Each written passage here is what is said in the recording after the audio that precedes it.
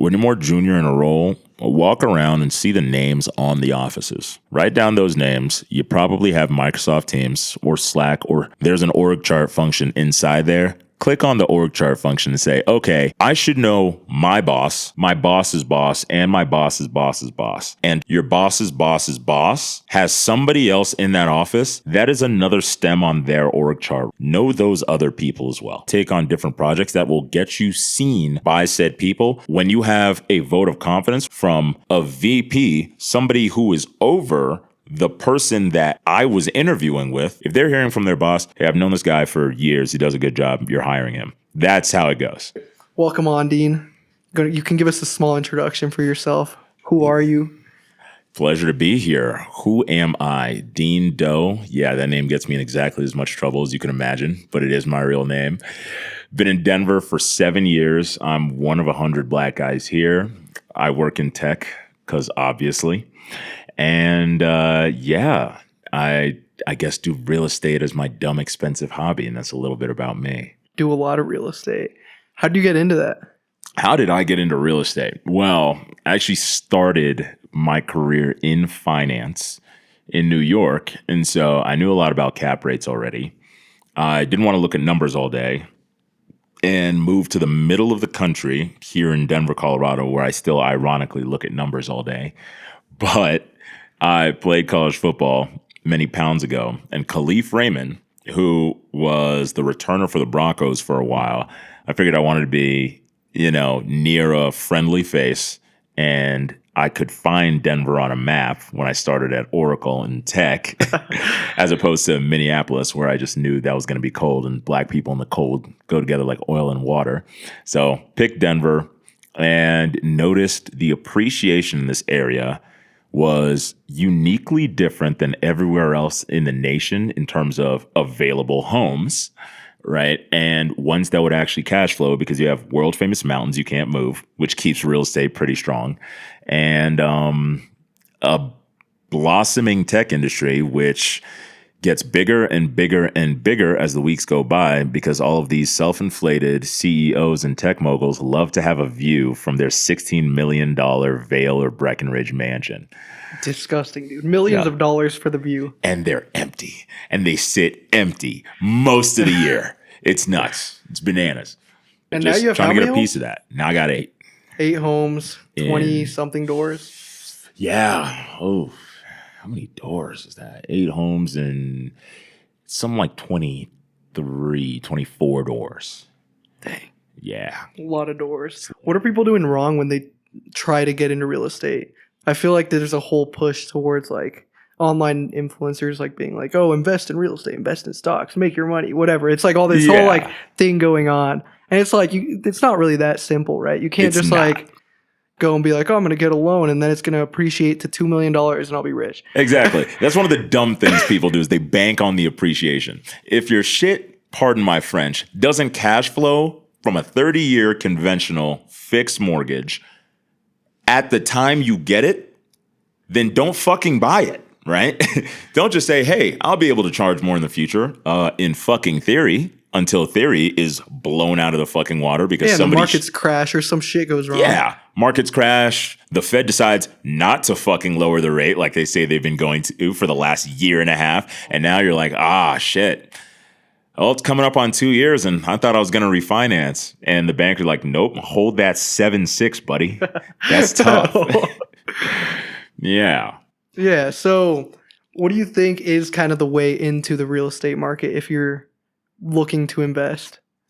If you're looking to invest, the first thing you should do is, like yourself, get your most advantageous time buying is your first time, right? You can put 3.5% down. Yeah. On a conventional, you could even go FHA and put 3.5% down that way. But get a loan for what you can afford and make sure it has multiple units if you can, in an area that is still coming up and hasn't hit the peak of its appreciation. For example, the appreciation in Aurora, and now most of my properties are in Aurora. I mean, it outpaces Cherry Creeks, for example, or Cherry Hills by a full 8.2%.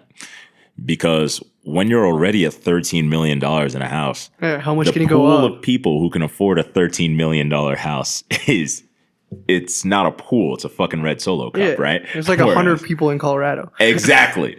So it's like, of course that's going to appreciate less than, a $450K house here in Aurora that's got 6 bedrooms and 2 baths and is 2,400 square feet, right? Yeah. That's going to be $500K in 14 months, in 16 months.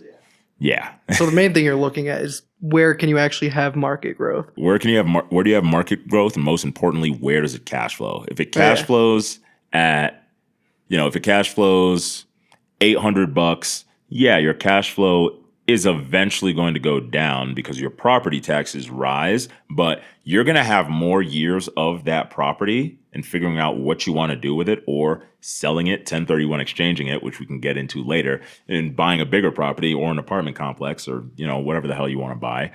You're going to have an easier time doing that with this kind of property than going after the most expensive dream home you can buy at first. That's the dumbest mistake everybody does. Yeah. Or there's try and the turn other it thing into an too is influencer like house, buy a whatever the hell that condo is. in a big city. Oh, Classic story. Guys, stop buying fucking condos. Listen, HOAs, you cannot write off your taxes. HOA, and they only go up. Yeah. And they do fucking nothing. So why would you ever buy No, they'll a give condo? you trash service. Oh, shiver me timbers. You know who's the trash? Most of your neighbors that are that fucking close to you because you bought a fucking condo, idiot. It's just owning an apartment. When people are just like, oh, there's always hobos outside my place, or it's too busy, it's so quiet. You know when you should have thought about that? Before you bought the shit, right? Because it's just an apartment you own and have to pay more and more and more and more for every fucking year, and doesn't appreciate as quickly as a standalone structure. And the HOA can do whatever they want too. Literally anything they want. That actually happened to my sister a month ago, because she bought a property and she was doing some renovations on it. Yeah. And then they came in this year and they're like, oh, we did some stuff with the water for the entire complex, so you have to pay up $6,000. She's like, what do you mean $6,000? Yeah. Like, we just spent all this money on renovations. They're like, pay it or leave. Pay it or or like leave. get kicked out. Yeah. And she was like, all right. She paid it and she's like, all right, I'm selling this place. Like, I hate the HOA. Exactly. And you know what? She could have avoided all of that by not buying a fucking condo in the first place, because nobody can tell me what to do with any of my properties. And, I can paint the place black and then paint white dicks all over it. My neighbors can complain, sure, but the county can't make me fucking sell. So that's what it's like to own a piece of this earth, right? That's what we want. It's a nice feeling, dude. It's a great feeling. It's I finally experienced it. Yeah. How's the power trip? Amazing, dude. I can't. I'm just high all the time without being high. It's crazy. It's like I can do whatever I want. Literally anything. I could just tear down a wall if I wanted to, and easily. Nothing would happen. Nothing. There's no repercussions for anything. Like, between these walls here, you're Jesus. You can turn water to tequila if you want. Well, I mean, it is Friday, guys. Don't tempt me with a good time. If I want to dress up my sippy cup, right, then be prepared for a sippy cup conversation. The 38-year-olds will not approach you not smelling what's on you, which it's Paco Rabanne 1 million, guys. That's the scent. You buy a lot of cologne. Not that much. You're not supposed to drown yourself in cologne. Once on the wrist, a little on the neck, and then you just, stripe down. That's all you need. If you have more than that, it's the fucking Axe in middle school you effect. smell disgusting. Yeah. It's like you walk into a room and they can smell you from like 10 feet away. Overpowering. It doesn't matter how good it is. It's just like, I don't want to smell fucking Dior Sauvage or whatever the hell it is. Like everyone has a Dior Sauvage. The dumb fucking... I have one cologne and it's like, I don't even know what it is. Dude, my grandma brought it from Mexico like a year ago. And I've just been using it and it kind of smells fire. It's fire? Yeah, I don't know what brand it is. I don't know where it's from. I was like, yeah. Those are the best ones. This goes hard. Because old people understand the value of cologne. Because one, it can stretch for like a year. If you have a good sized bottle of it. And you don't need to because you're not spraying it everywhere. It's exactly. like a couple sprays a day. And it's not something you need to interchange. I have 2 colognes, of which I only use one. everywhere, all the time, regardless, whether it be weddings, work, what have you.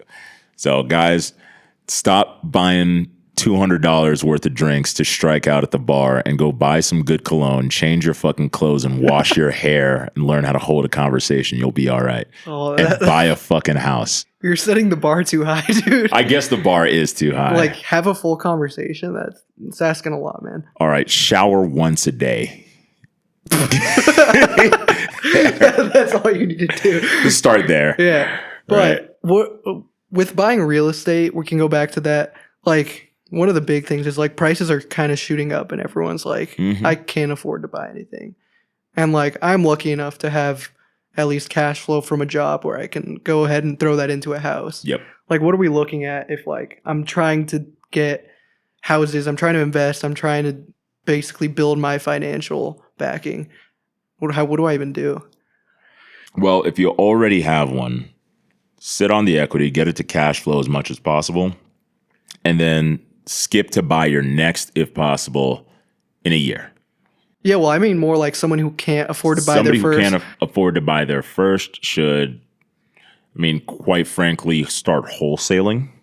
So wholesaling is essentially a practice where big time flippers, burst strategy people, Airbnb people, what have you, they buy properties to fix them up to look a certain way for their own commercial ends. Now, identifying those properties takes the most time.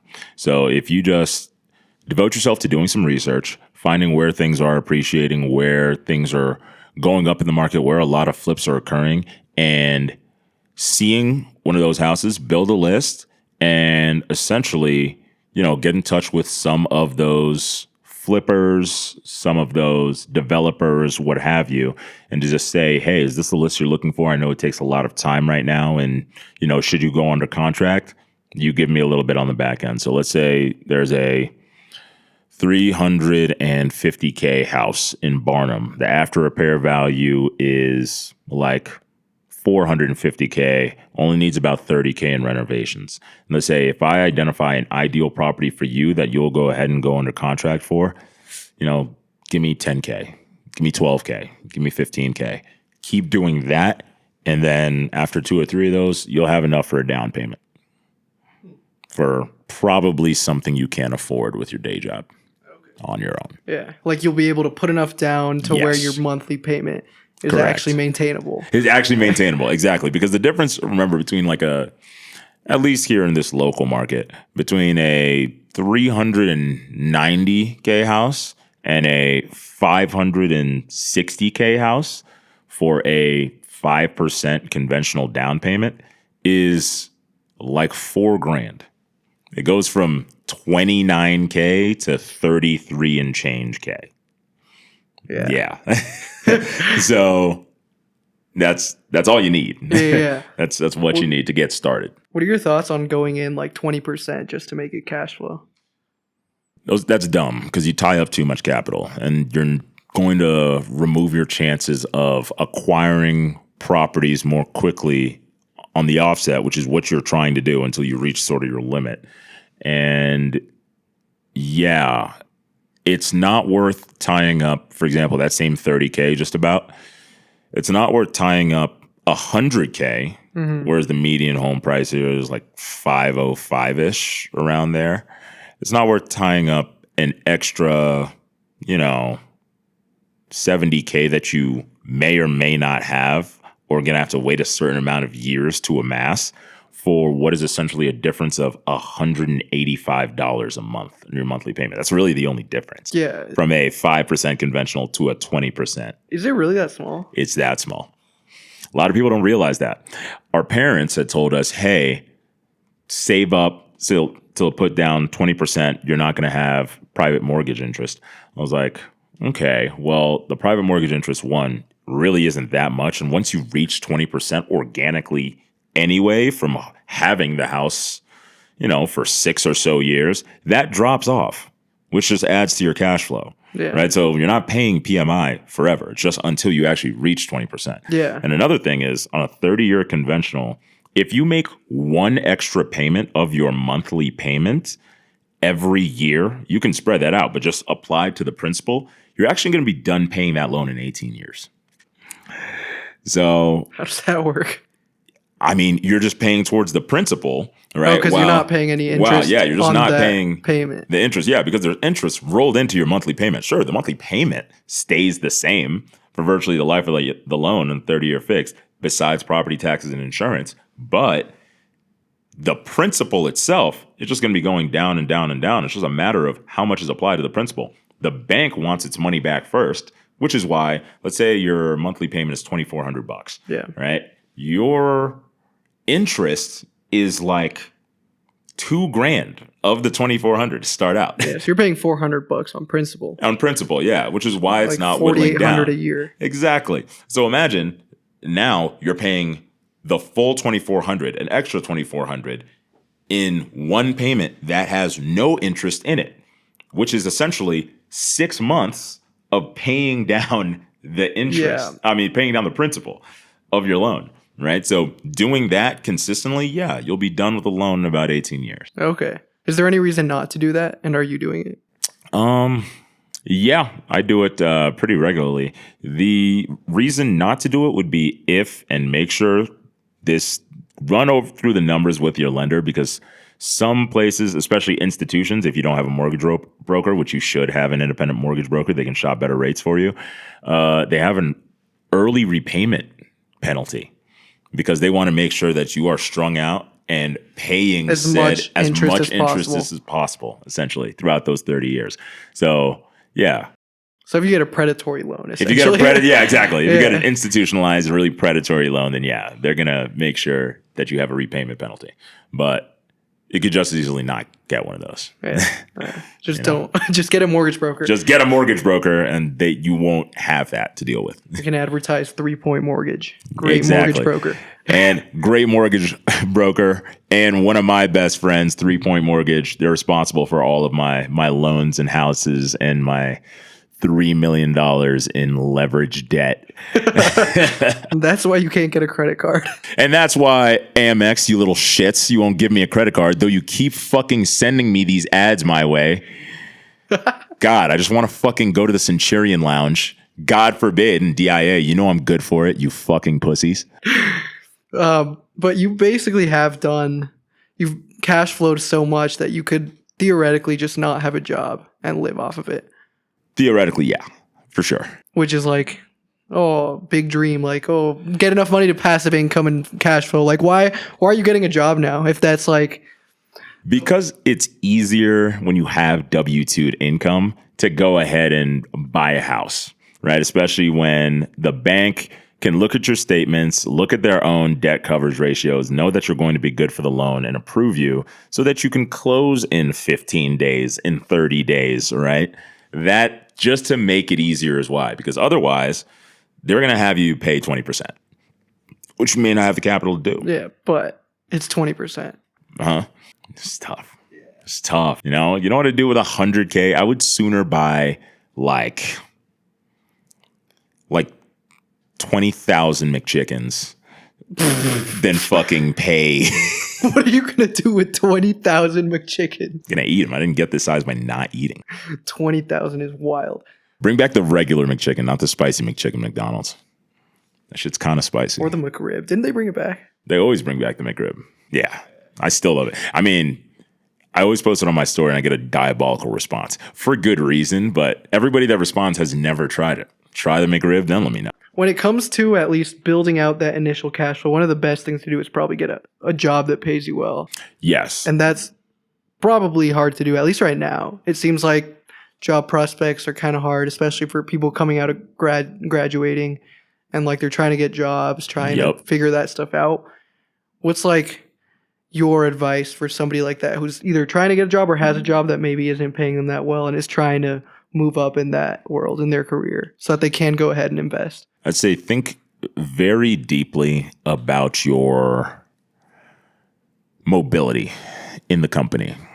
Like you should be realistically just about every 2 years be making a consistent at least 10% more.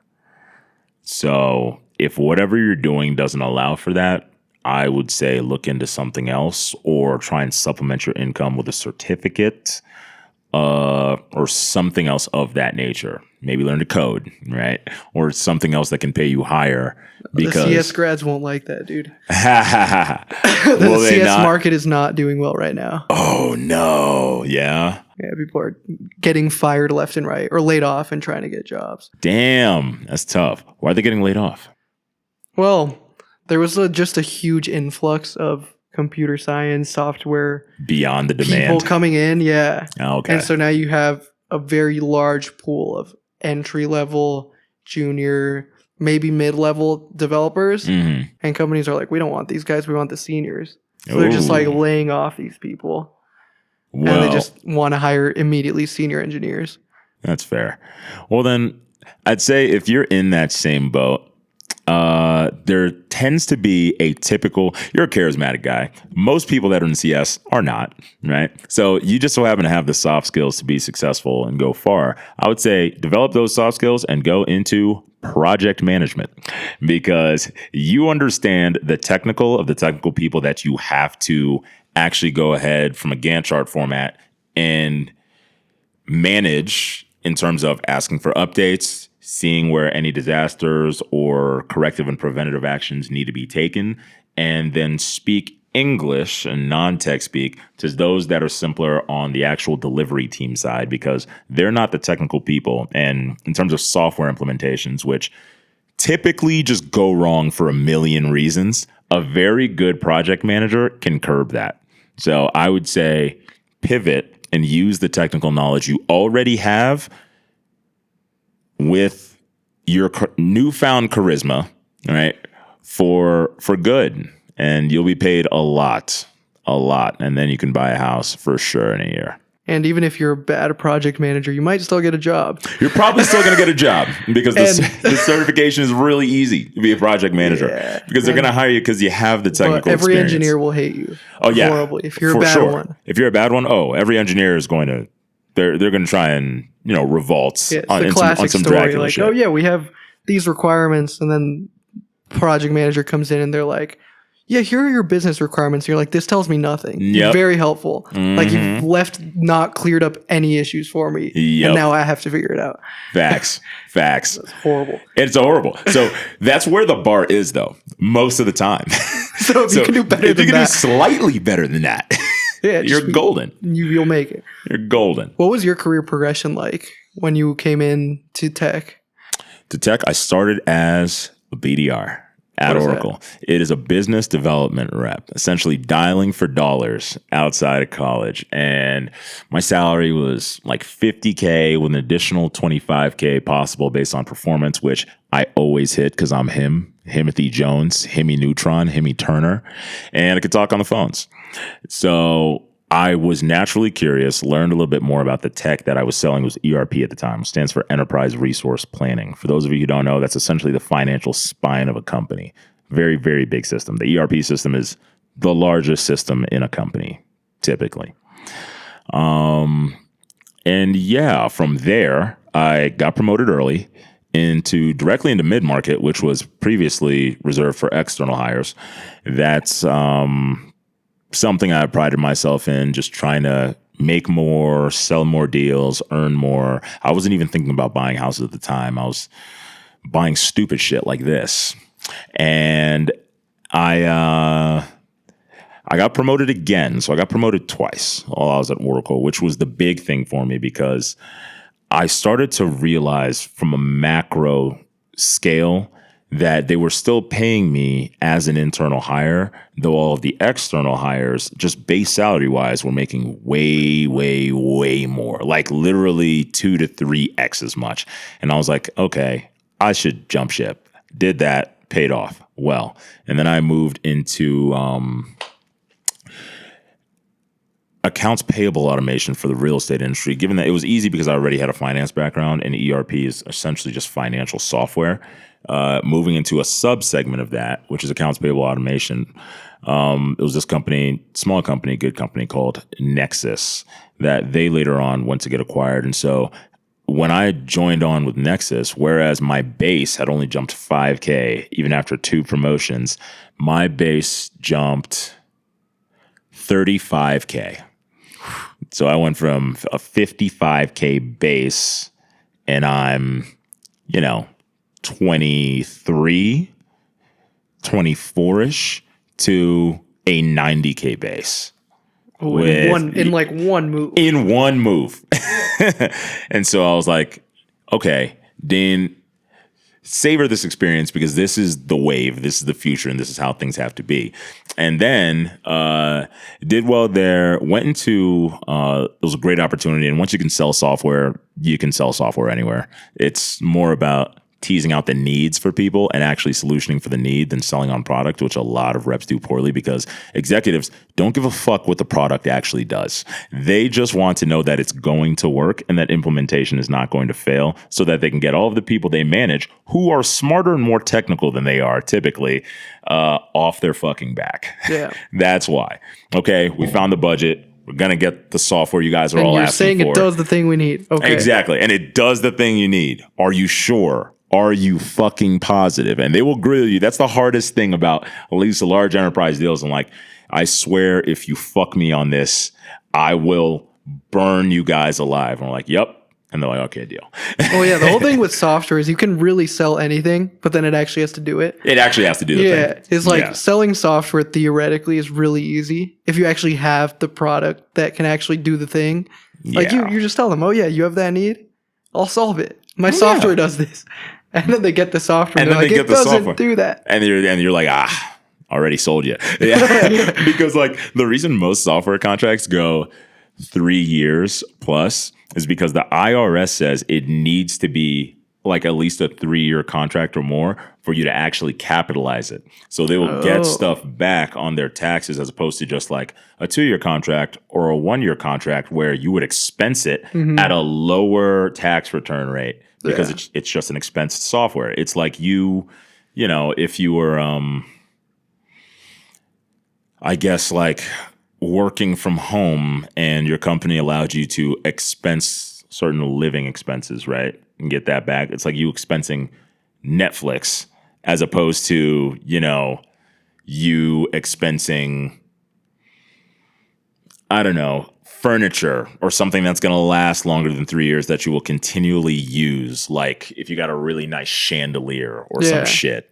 Yeah. Well, then you get like a higher price tag. Yeah. And you also get to continually every year write it off, right? Exactly. It's kind of like putting in work on a house, then you get that depreciation. You get the depreciation value. Over the 27 and a half years, is it? Yeah. Yep. Okay. Exactly. How did you get good at selling? How did I get good at selling? Well, I've always been able to talk people into things. That sounds bad. No. I've always been able to identify with people's needs and solution well.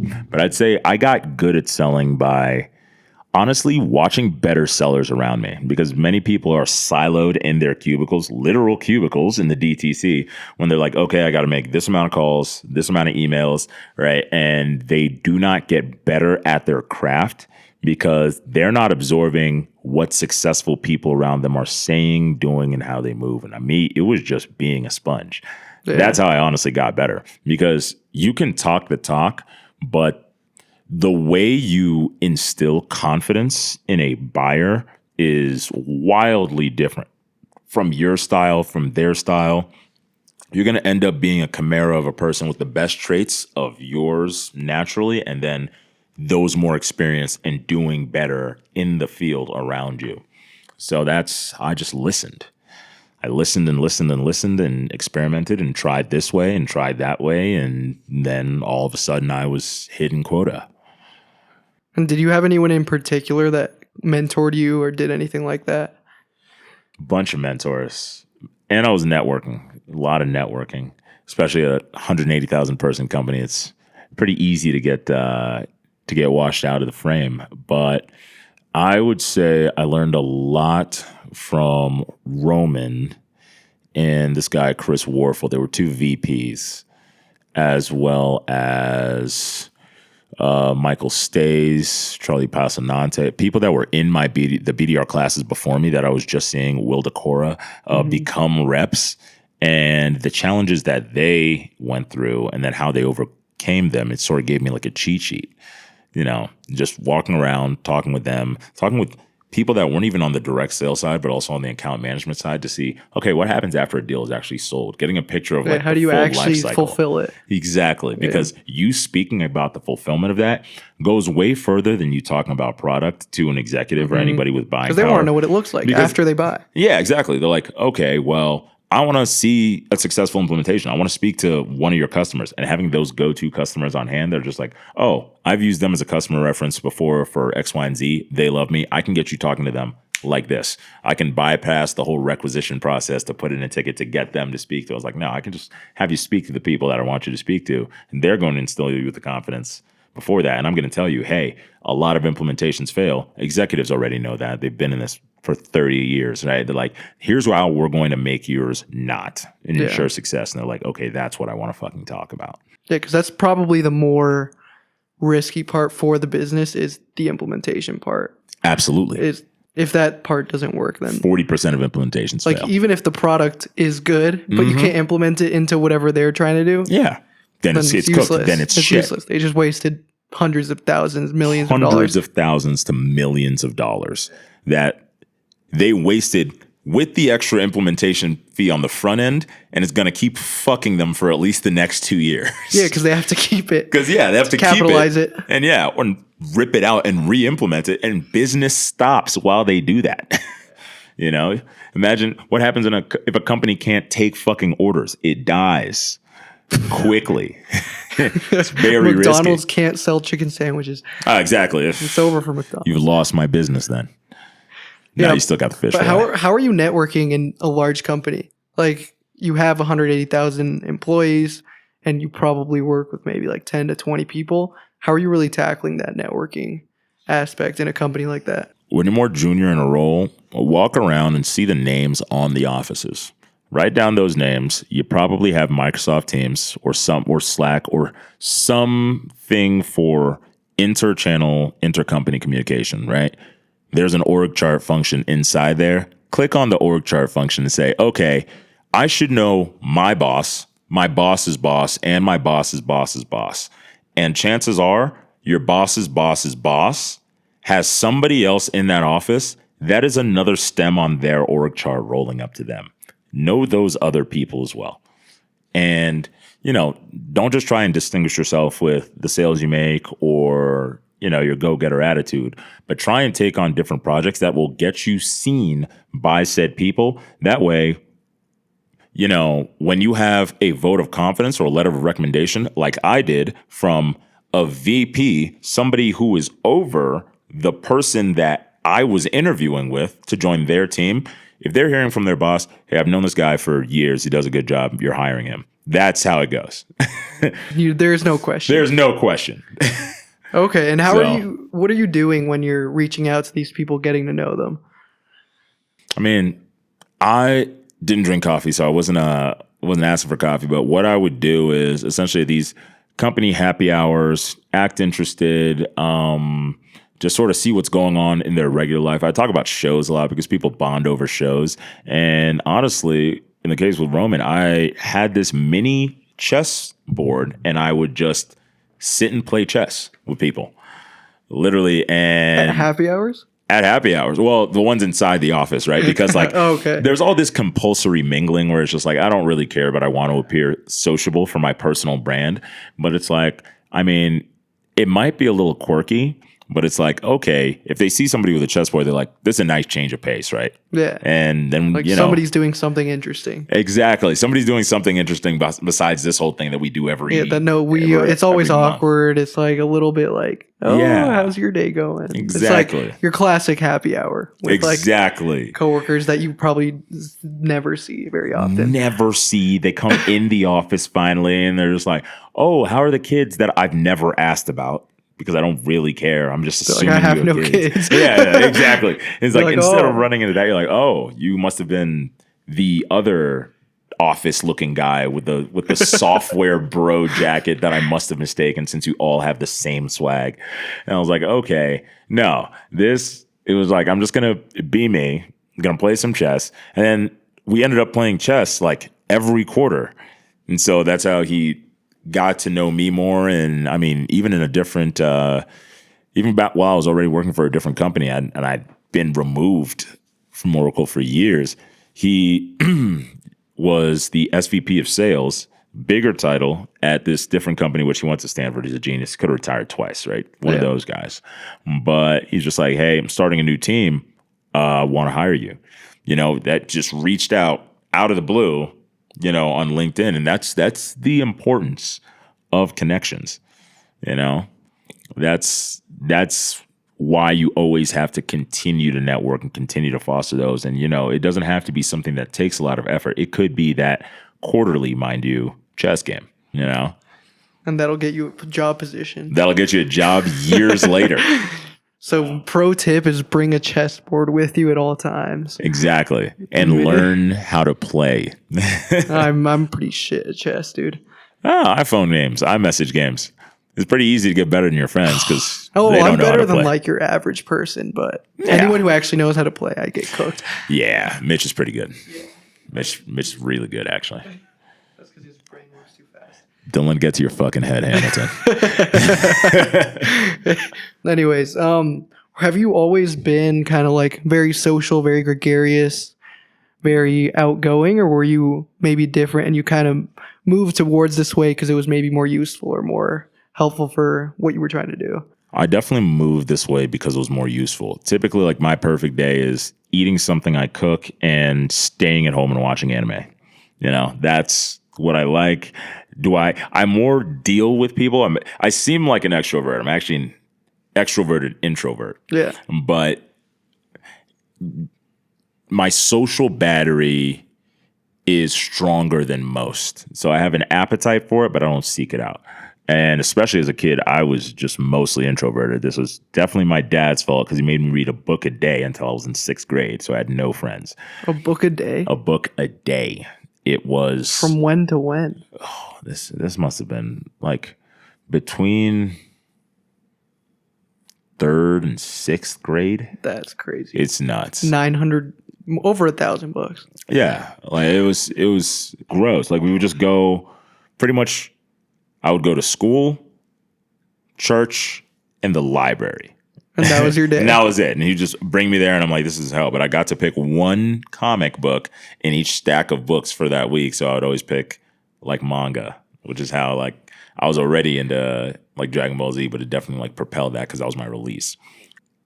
In hindsight, it gave me a more advanced vocabulary than most, but I had to figure out how to be social or even understand what cool was or what popular trends were through sports. Because like I played in college, but I started my freshman year. My brother was a senior at the time. I was terrible because I had just started.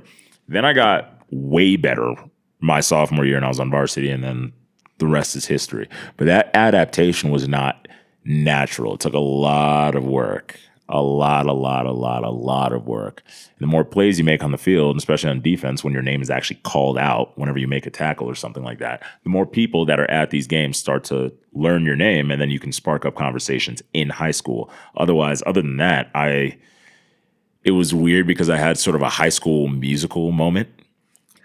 Well, I was the Virginia State soloist my sophomore year, so I was the best soloist in the state of Virginia. Got a little trophy and everything. So my coach, my varsity head coach, was like, yeah, you either pick football or singing.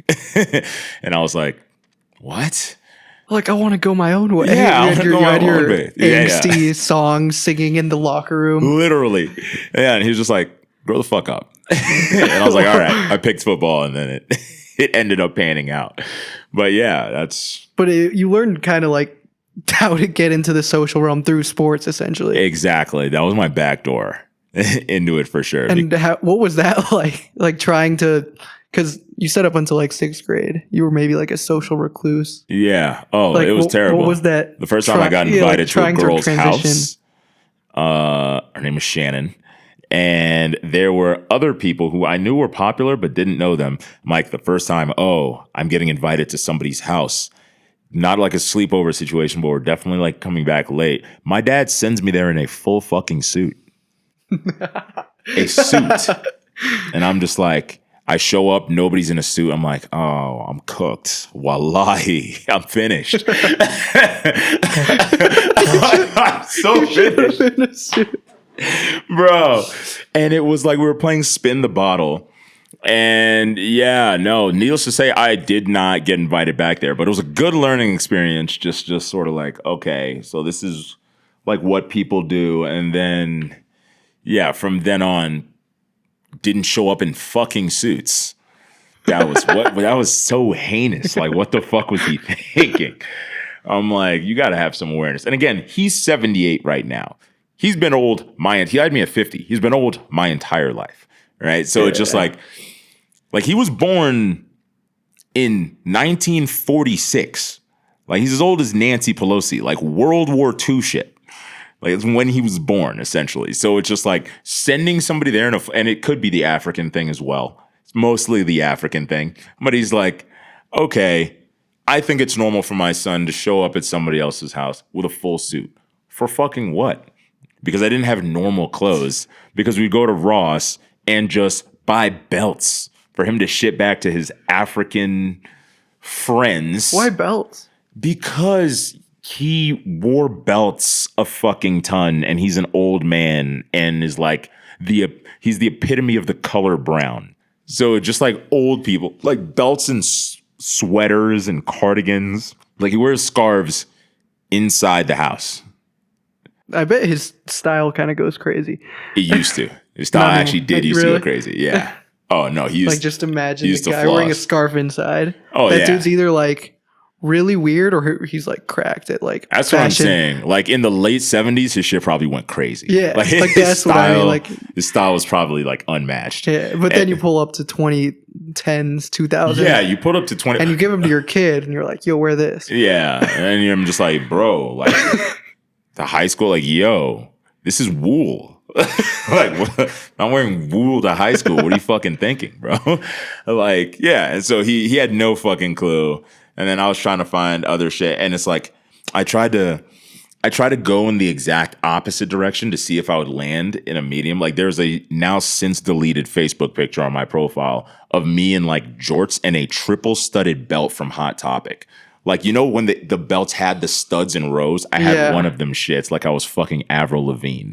And a short sleeve black like Hanes shirt just tucked into said jorts. No, it was heinous work. It was crazy work. Were the jorts white? No, they were like make your own jorts, like cut just pants. So they weren't fitted at all. Couldn't even roll them. The shits were heinous. They were nuts.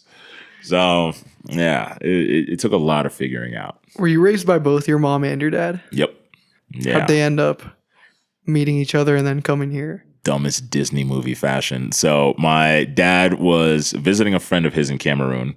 My mom was captain of the women's national basketball team of Cameroon for 10 years. So she's an Olympian, which is why I look like this. It's not my dad. It's your mom. Yeah, it's my genetics. Mom. Shout out Angeline. Yeah, she was recovering in the same hospital, and he just walked into the wrong hospital room and thought he'd stay and strike up a conversation like a fucking cornball in his sweater and all. Actually, back in the day, what did he rock? He'd rock his none of his suits ever fucking fit. He's built like a rail, but he had this everybody hates Chris ass afro and like the long lapel like sport coat with like a wild shirt like they did in the 70s. Like, imagine, like, now you would look at that same outfit and be like, okay, you look like chlamydia. But back then it was hot. That Lionel Richie shit. Yeah, he was rocking that shit. And then he, I guess, rizzed up my mom. And yeah, that's how me and my brother came about. Didn't you guys grow up in Ghana? Well, essentially. So I was born in New York. Yeah, no, yeah. So I was born in New York, went to Ghana. Don't remember shit about it.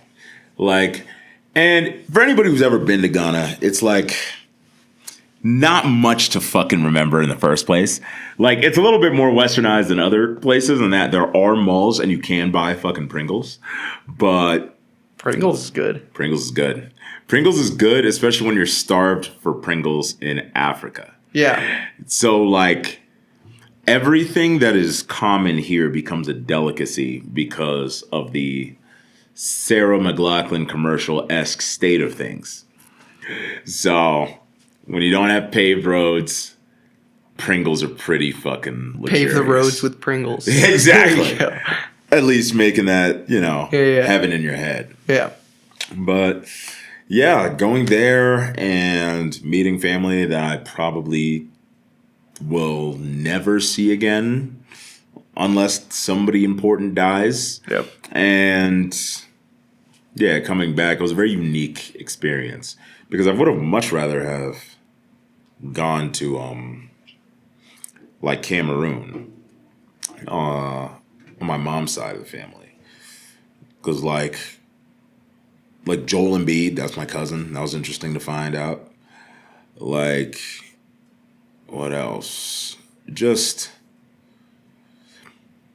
my dad definitely changed to be more soft-hearted when he was older.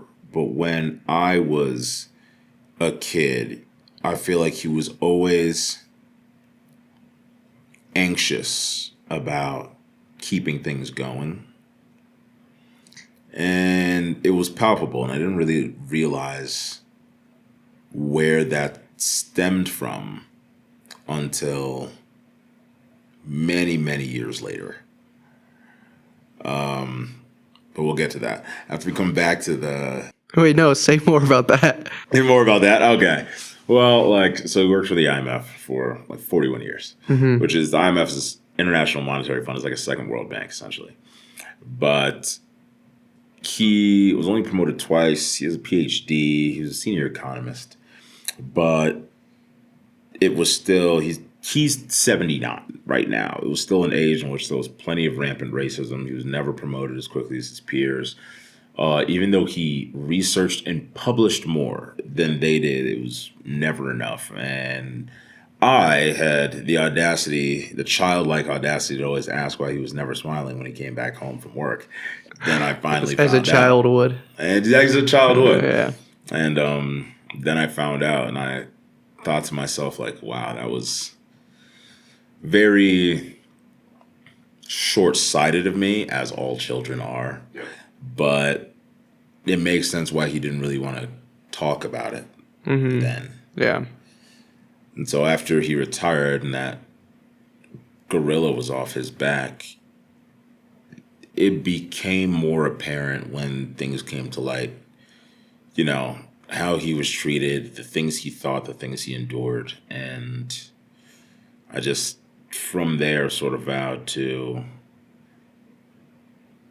hopefully never be in a consistent state like that. Yeah. To where I'd have to hide something from my child. And by something, I mean how I really feel about things or how life really is to me in general because of a work situation or any other situation where I couldn't just be completely honest. Or in his case, maybe if he was completely honest, the air would go out of the balloon. He'd just collapse right there. Yeah. So that's what I thought, at least. Yeah. Yeah. That's crazy. That's nuts. Yeah. It is nuts. I mean, that explains a lot of the relationship you had with your dad when you were younger. It was just like super hard on you. Yeah. You didn't know where it was coming from. Make you read a book a day. A day. Like, show up to parties in suits. Have no friends. And you send, like, even not knowing anything about kids these days, because he's like 3 generations removed. Yeah, he's old. Right? Like, a suit. You're going to go to somebody else. You're going to send your kid to another kid's, like, little get-together in a suit. Yeah. Look around. Dude, what's the last kid you've seen wearing a suit? Like, None. They all have Lunchley and Prime these days, dude. God fucking prime. That's Well all it is. done, Paul, brother. You've done very fucking well for yourself, haven't you? Prime. Jeez. It would happen that way. They're sold everywhere now. And I mean, have you tried Prime? Yeah.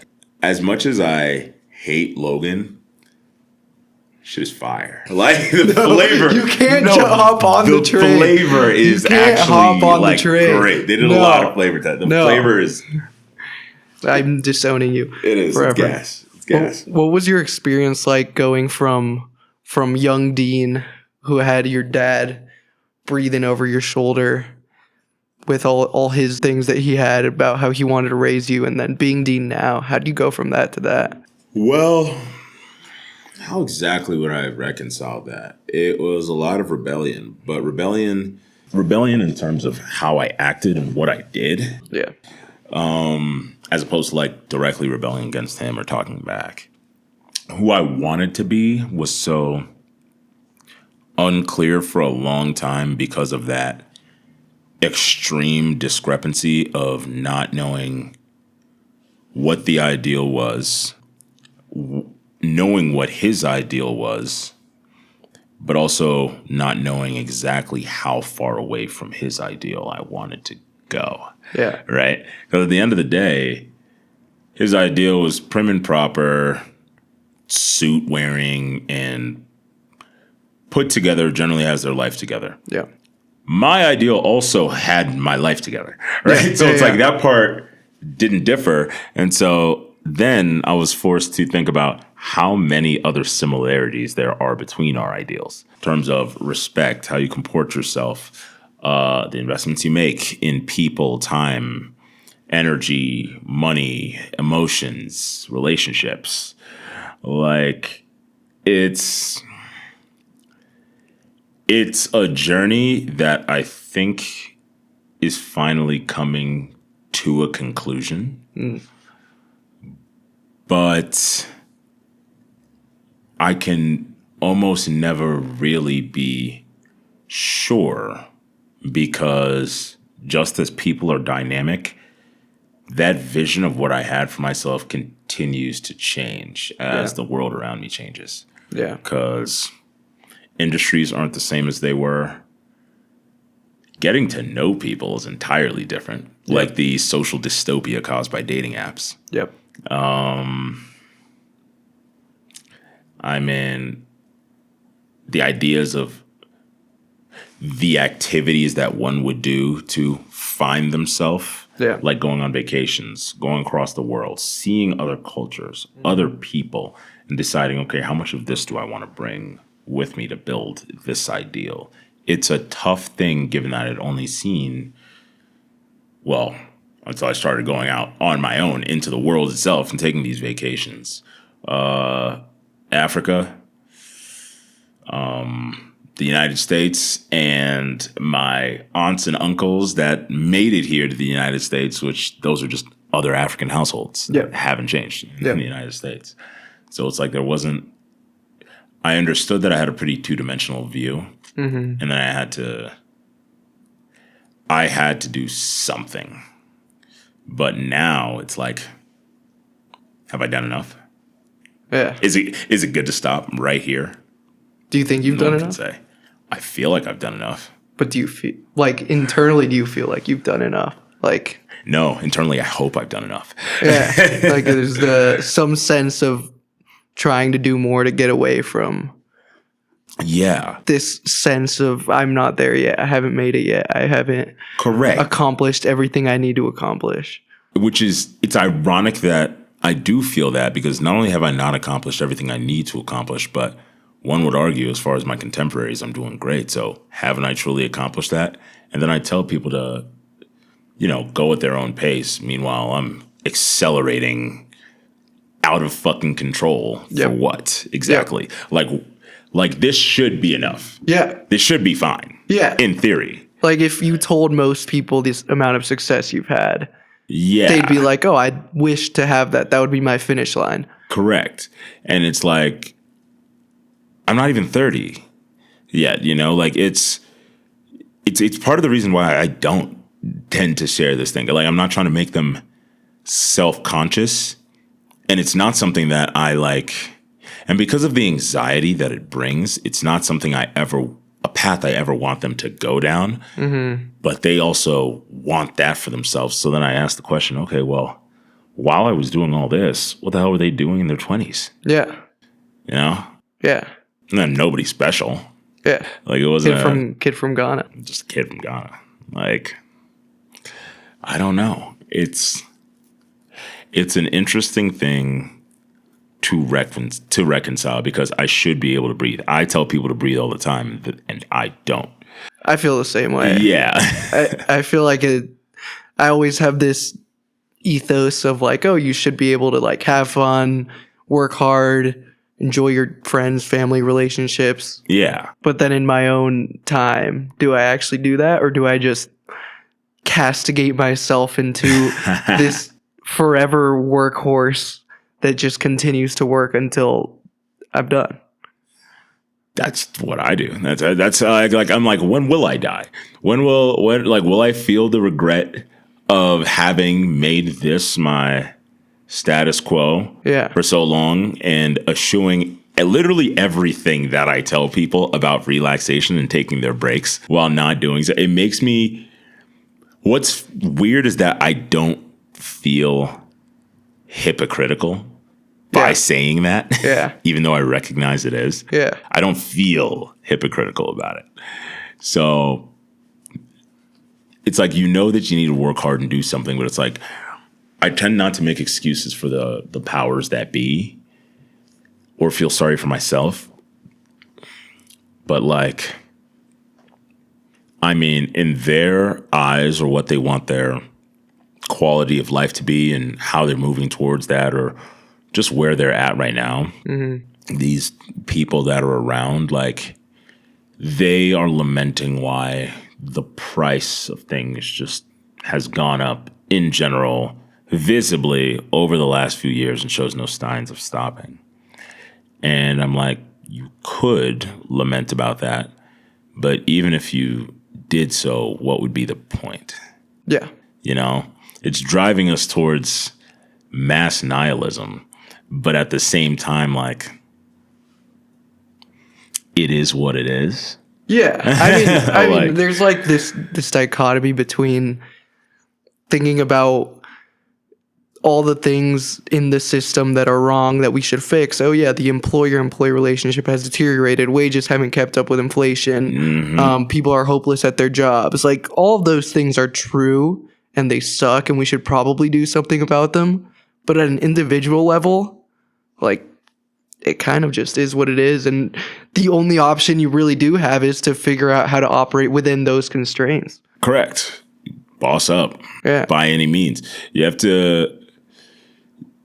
have to accelerate and outpace the rate at which things are getting shitty on your own. You have to figure out whatever that lane is and do it, or else you think you're depressed now, you'll be really fucking depressed later. Yeah. Right. Yeah. And it would honestly have been your fault. And then you want to say, why should I have to do this? Right? Like, why can't things just be normal? Why can't inflation just stay flat? Why? When it's just like, you can ask that question as many times as you want, but not only are you never going to get a straight answer, it's not going to change your circumstances. Yeah. Yeah. You're the only one who can. So it's like, focus more at work, think about getting that promotion, buy a house. What are the property taxes on that house going to look like? Do I want to stay here? Do I want to go somewhere else? It's what we're doing. Every action that one engages in should be a means to an end, and the end should be happiness. But not only do people not understand typically for themselves what that looks like, because they've been asking why for so long and only getting momentary glimpses, but it's like, if you want to secure this thing, this ethereal thing called happiness, like, what do I have to do? Nobody knows. Nobody. Like, that's the big question. Yeah. It's the $1 billion question. What? Yeah, if you knew someone would pay you $1 billion to know. Correct. If you knew how to go about creating a how-to book to find happiness, you'd be the richest person in the world. Yeah. Because the richest people in the world aren't happy. The people below them that are also still rich aren't happy, but they're typically a little bit happier than the richest. Yeah. Right? Because they have a little less to worry about and they've streamlined their life. But it's like the monks. The monks themselves also aren't happy. The nuns in the monastery also aren't fucking happy. The subsidized religious groups are happy at their tax breaks, but they're not fucking happy. The marketers, the people who sell money in the Kardashianism of life are also not happy, right? So it's like you try and find a person that can emulate what happiness is to you. And then the error that we all make is we try and copy it. And then we find out that we were fucking wrong. And that's even if we succeed in putting ourselves in the same situation that they weren't fucking happy. I'm sure that Kobe is content or was content at how prolific a scorer he became by copying almost all of Jordan's game. Yeah. Right. And winning that many championships. But was he happy? No, because he wasn't Jordan. Yeah. Right. But even if he was Jordan, would he be happy? No.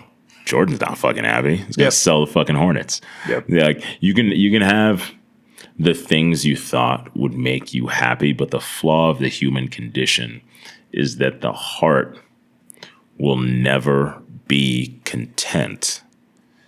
And it's like, how do you find things to keep up with the rate of happiness and beat the rate of monotony and the ensuing depression? That's what it is. If people could find happiness, if happiness was in the afterlife, there'd be mass suicide. This would be Bird Box. That's what it would be. We would all do it. We would all do it. Everybody would do it. You can't find one person who would not, because ultimately they want the world to be so tailored to their own, like, circumstantial happiness, and knowing that they can never achieve that, they are tirelessly in the pursuit of substitutes. Yeah. It'll just be happy for now. And then once that stops giving you the same joy, and it will, you got to find something else. God knows what it's going to be. You just start that cycle over and over. And then you feel like you're in an episode of Black Mirror. And the walls are caving in around. It's because proverbially they are. But that's obviously a dramatized way to say that. Yeah. Well, there might be something to be said about finding value in just the pursuit of the thing. Or finding happiness in that. Finding happiness in the pursuit of perfection is that's the premise of science. Like we say I want to achieve that thing, but the actual thing we want to do is to just have small incremental improvements for the rest of our lives. We want small successes and improvements. And just keep winning and continue to be happy at getting closer and closer and never making it, but being okay with that. Yes. Because none of us are ever going to get to the finish line. No. And hell, most of us are never okay with that. Yeah. And also can't figure out why. Yeah. When something, like I said earlier, should be enough. Yeah. Should be fine. Like, you should be able to quit what you're doing and go do something else and, not have your life ruled by this thing. Yeah. Whether it be your job, your parents, your idea of yourself, your body goals, your partner. Like, it's like once I have this job or once I have this relationship or once I have then I'll be happy. Yeah. Once I just have that thing. And I forget who said the quote, but it's like, you've achieved goals that you said would make you happy. Mm-hmm. You've already done it. Yeah. So what do you think's going to happen now? So what do you think's going to happen next when you say it again? Yep. If you give a mouse a cookie. Everybody is a mice. Everybody's a mouse. Everybody, regardless of whether they think this is okay or they bought a farm to fuck off in Montana, they are still a mouse. There is still something that they seek. And they probably, given that level of, I mean, if you really just sequester yourself from people, given that level of asceticism, if you are, you're probably resenting yourself for still seeking something when you're like, this is my absolute most Jet Li's and there will ever be. And I still want more. And I still want more. Like, well, you finished your food. It was really good. You tried that recipe and it came out great. But then you ate it all.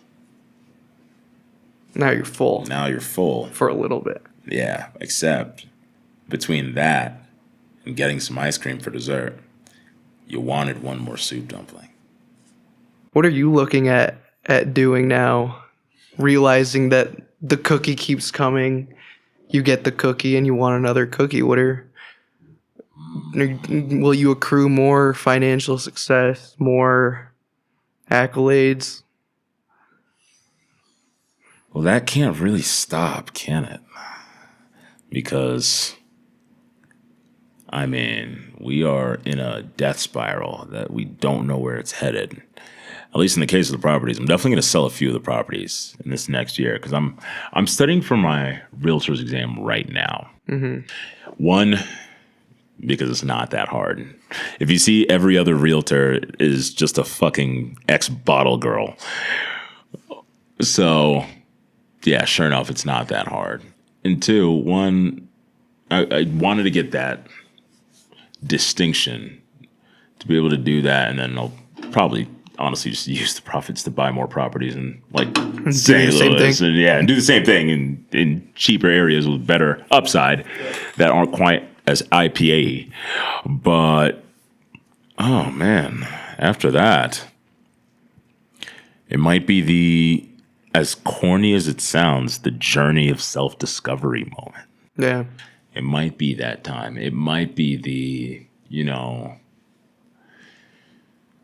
go to Japan for a few months, buy a place out there, figure out what my Zen is momentarily. Stop being a hoe. Maybe not, though. Maybe not. Why would I do that? I'm great. Putting up great hoe numbers. My numbers are crazy. Do you want to stop being a hoe? I'd like to say, yeah, I do. I really do. Going out on a date, which I used to not date at all. So I'm going out on a date tonight. So that process has started. But then it's always like, you still have the background nihilism. Because I always gave great relationship advice to my friends. But you never followed it? And I never followed it. Why? Because coaches don't play. Yeah, those who can't, coach. Yep. And it's like, could I follow the same advice? Sure. Would something go wrong? Yes. Exactly what went wrong with my other guinea pigs I gave advice that I said things would go wrong. Yeah. So it's like I don't have a good angel and a bad angel on my shoulders. I just have one really, really pragmatic me that is like sitting on my head. And it's just like the king of I told you so's. And that's what had been holding me back for the longest. But I feel like I'm 29 now and I have earned the right to say fuck it. Yeah. If I'm wrong, I'm wrong. Well, how we talked about earlier where we know you get a cookie and you want another one anyways. Correct.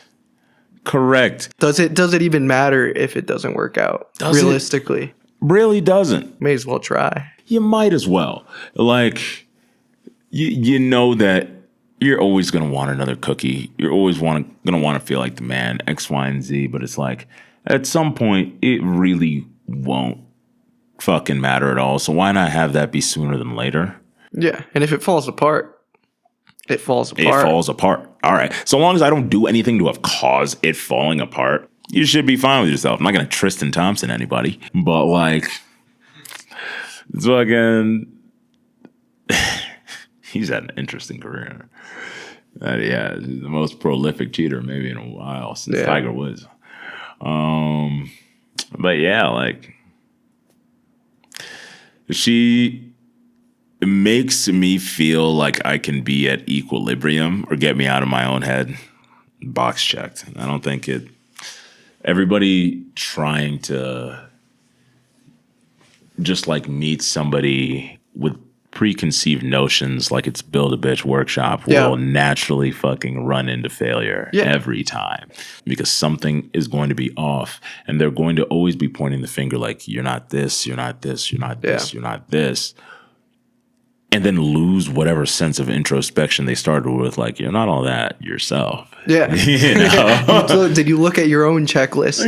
Like what are you checking off? What are you checking off? Like, not what are you bringing to the table? What are you checking off? Like, it would just be like, it's like, I make a ton of money. Of course you'd want to be with me. I was like, well, you look like you're fucking melting. Like, you look like dog shit. So it's like, you don't think at some point she's thought the same? When you're like, I'm getting a little husky.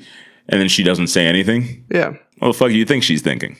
You're not the same person I met. I'm like, why? Because you're 50 pounds more. And then that's the same dig that a guy would make on a girl. Right? And it's just like, oh, God, you gained all this weight. It's like, well, she got promoted twice. She's managing more people now. You don't cook. She still does all of that, and she just orders out more because she doesn't have the time. You've acquired no new skills during this relationship at all or made her life easier in any fucking way. Right? So where are you to point the fucking finger at all when your hobby, instead of asking her how her day is, even like as a tchotchke here, let me feign to show some concern right now. Instead of doing that, you're just losing parlays with the boys every fucking Friday and Saturday and wondering, God, she's a real bitch about me not being there.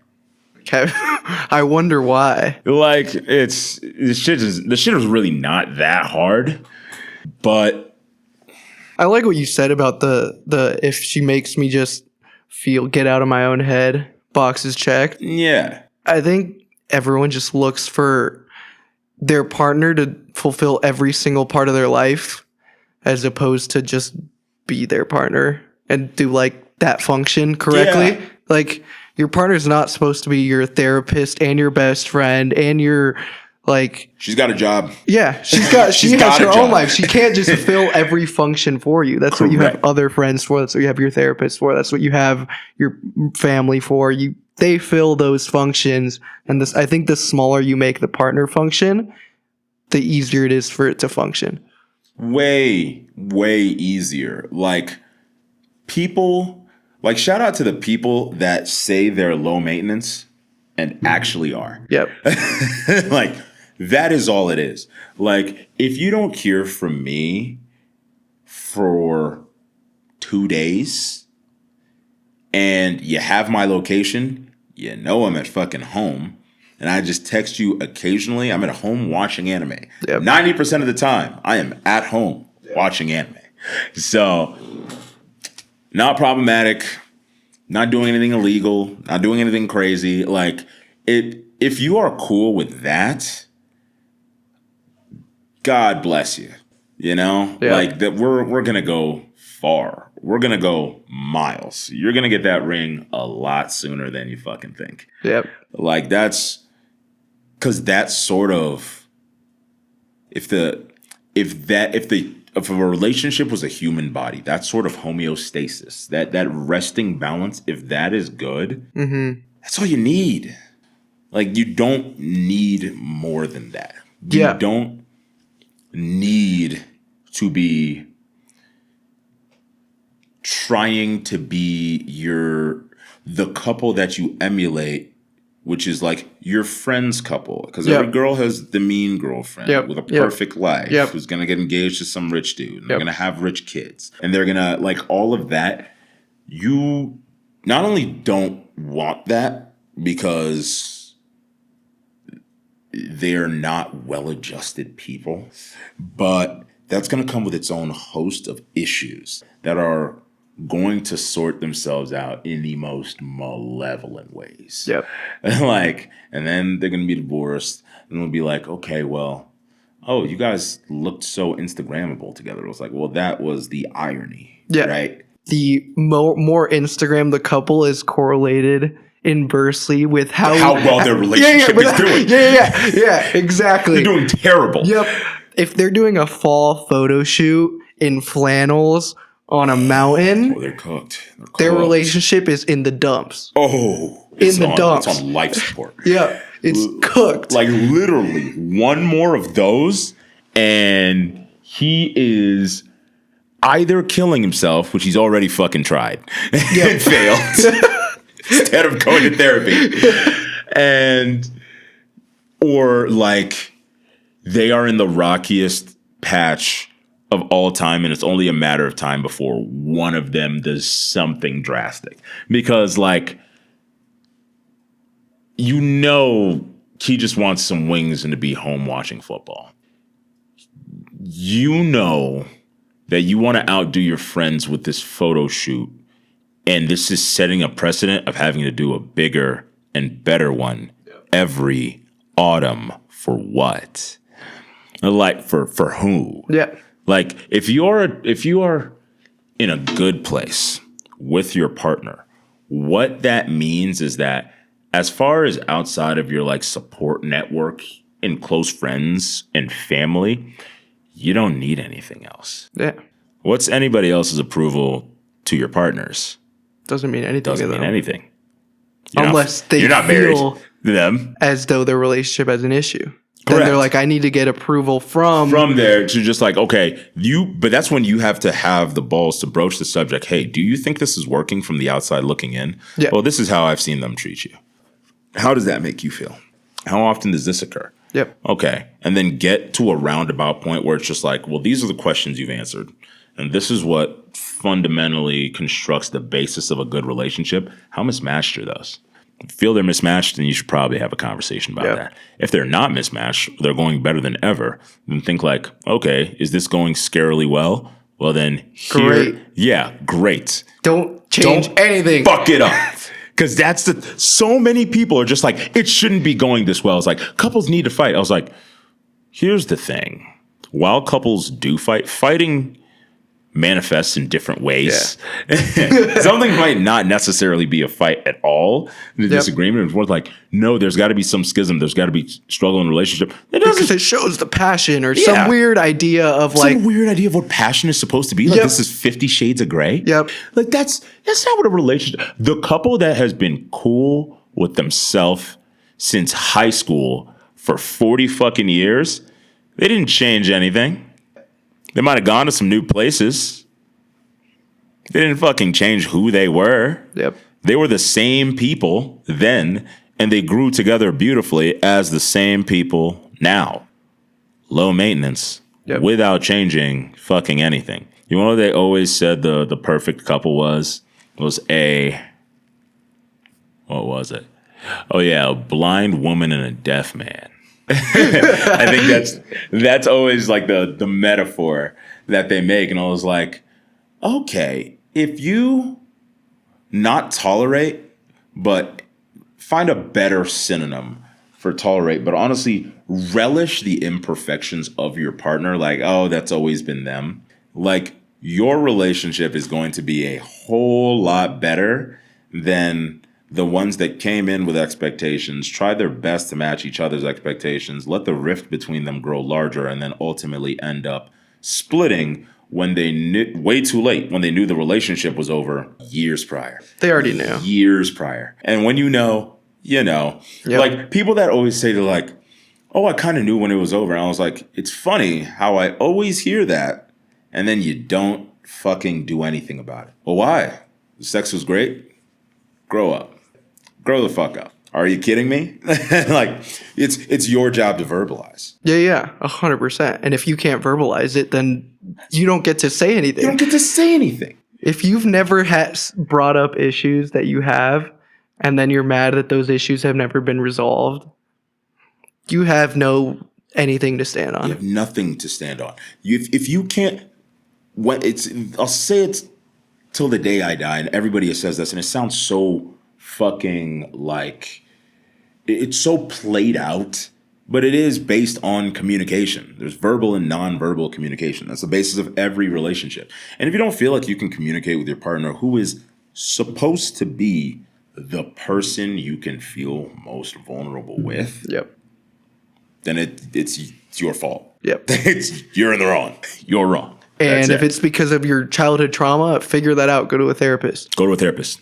Figure out a way to communicate. There's many different ways. Yep. And if you haven't figured out one that works for the both of you, you're not mature enough to be in a relationship. Period, point blank. People say, oh, I think I'm ready. I was like, really? On what grounds are you ready? How'd the last one end? Did you meet them the exact same way? Ah, that's crazy. Friends of friends. Okay, let's talk about this readiness. Are you ready or are you older? And you're scared of getting older. Let's be real, because you're very scared of getting older. And that's a rational fear, because women have a biological clock. And everyone is scared of getting older. Yep. So it's like, oh, I'm more of a relationship type of person. It's like, well, if your relationships always famously implode, why do you think that is? Right? Have you ever once tried to work on your relationship muscle? Flex those muscles, right? Yep. Instead of, paying Orange Theory another $2,500 a year to tell you something you already fucking know. Yep. No, yeah. Ultimately, I think whenever I hear anyone say that a certain relationship should play out a certain way, I just see it as immaturity, I think. Yeah. Because nobody ever says that about friendships, right? Yeah. Like, no one ever says, oh, this friend doesn't treat me like the friend in the movies did. Like, no one ever says that. Because there's not this weird idea that we have to live up to in our friendships. And for some reason, everyone got the idea in their heads that, oh, we have to live up to whatever Hollywood is saying or whatever this magazine is saying is the correct way to do it. You're not Jennifer Aniston. One, you don't look like Jennifer Aniston. Two, like, there's a reason it's not real life. It's meant literally everything you see that is a show, that is ideal, that made you think about love in its most ideal form, whether it be Bridgerton, You, fucking all of these Hollywood movies that have a hero, heroine, whatever that is. Anything ever created like that is still ultimately a simulation of real life. Because if it was real life, it would just be you following around guys and girls, going to bars, seeing their friends, maybe working out occasionally once in a while, in their respective work environments, dealing with basic stresses, insulating those stresses, or rather the negative effects of those stresses, from their partners while sharing them, feeling at home, ordering pizza rolls, watching a movie, staying in, socially shutting down, being with each other, being more vulnerable, meeting each other's parents, wondering if things are going to work out, dealing with the throes of being in a relationship and how one particular instance didn't make somebody feel good, and then sharing that. And then it being mundane. And it being the most so mundane thing. Mundane. I didn't like the way you looked at boring. me then. Yeah. That made show me feel.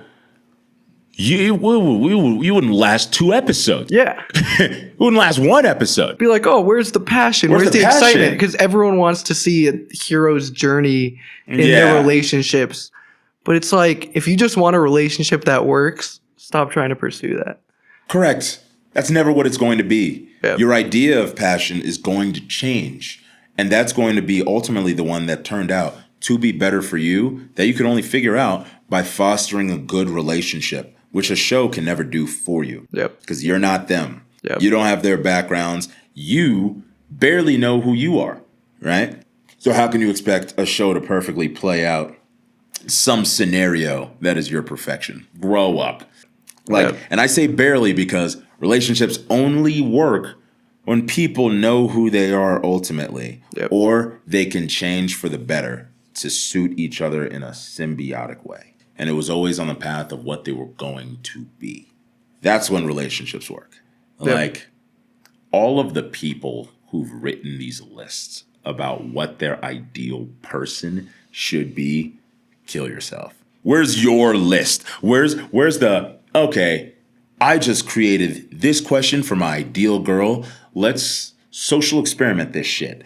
This is my avatar of my ideal girl. Now, if you had her locked down, what would she say about you? Given that any thought? No, they never fucking do. You can't treat Ever. humans as checklists. It They're just doesn't work. not. Because humans are not Dynamic checklists. beings. Yeah. I used to love ketchup as a fucking kid. I ate ketchup and rice. Now I fucking hate ketchup. Because I ate too much goddamn ketchup growing up. Ketchup and rice is Crazy work. disgusting. It's crazy work. I couldn't cook back then. I didn't know. I knew how to use a rice cooker, but like no, like it was ketchup and rice was crazy work.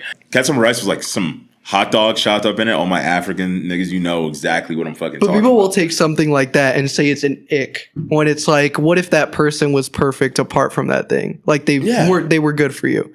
Yeah. And Nope. They'll banish to the ick corner. The ick corner. And the amount of good guys and good girls that have been banished to the ick corner by people that were around them is in the millions. It's in the multiple millions. Yep. Because they never give these people a shot, and they always blame them for being judgmental, which is ironic because of the need of social acceptance and adhering to convention. Yeah. That's why they make memes, man. I want a 6-figure guy. It's like, well, your bed is on the floor. So Figure what are we something doing out. here? Yeah, your roaches are throwing up gang signs in your kitchen. If you were 20 years old again, finishing up or your school, starting your career again in the current environment, what advice would you give to young Dean? Hold on to the 1.2 Bitcoin you had. That's one. That's a.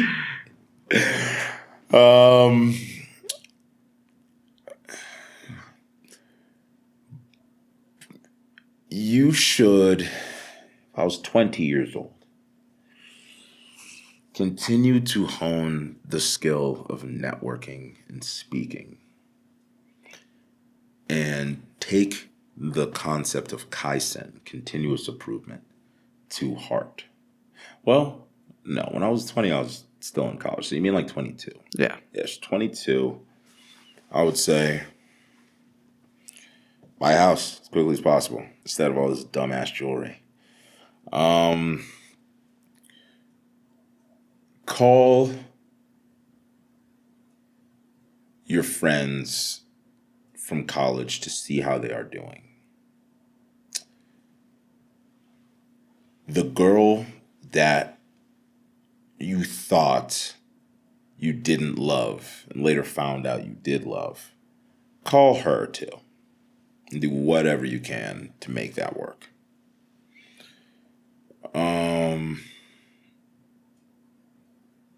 Talk to your parents more. Be content with being boring. Being boring is good. You already have natural charisma. You don't need enough of it. And you don't need any more ego. Be boring. The boring person is the safe person.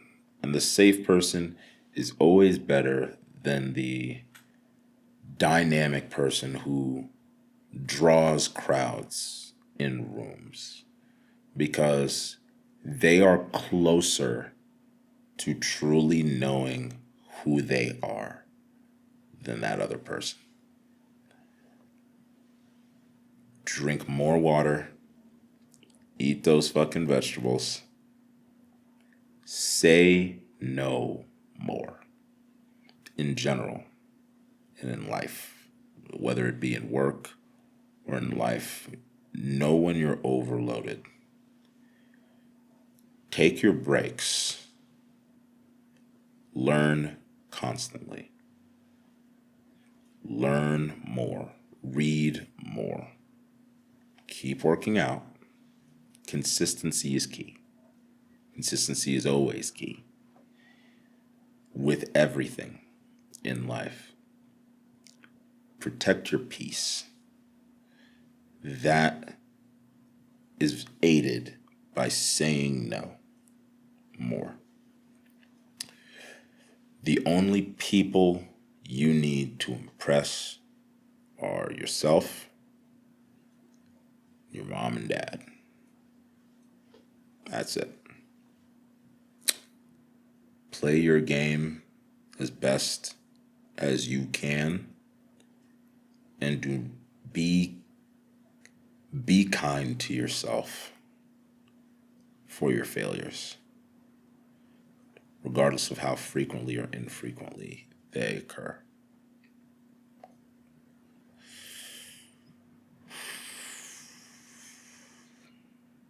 Practice what you're good at, and practice what you're not harder. Continue to focus on the positives.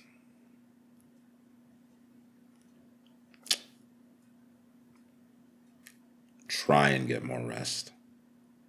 You're going to be clamoring for it later. And always, no matter what, let the people in your life know that you're thinking about them. That's it. Could write a little letter to young Dean. Probably appreciate it. Yeah, a little dickhead would probably roll it up and smoke it. Yeah, probably.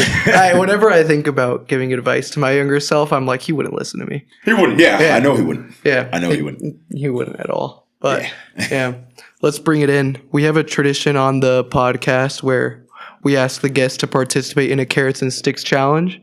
Carrots and sticks. What's that? So a carrot is a 2-week challenge. Oh, that you do that's achievable, easy to measure. Okay. And pushes you to live courageously. That's the value. And the stick is your self-chosen punishment for not completing said challenge. That's pretty good. What is it? Okay. Jeez.